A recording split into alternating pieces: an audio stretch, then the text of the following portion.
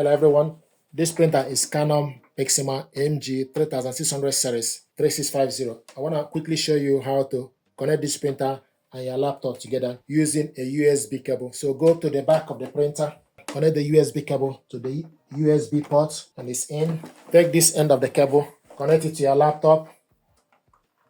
So the next thing you need to do, you need to go to your laptop settings, go to printers and scanners, then add device. Select add device, and now it's going to search for available printer. It's going to search for this printer, Canon PIXMA MG3600 series printer. Select on it. It's showing us idle print test page.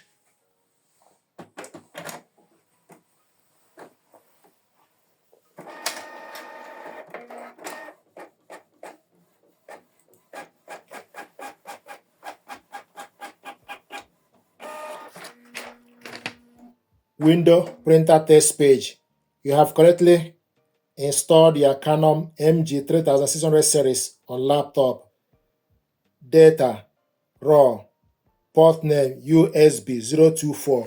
So this is how to connect this printer and your laptop together using a USB cable. I hope this helped you. Thank you.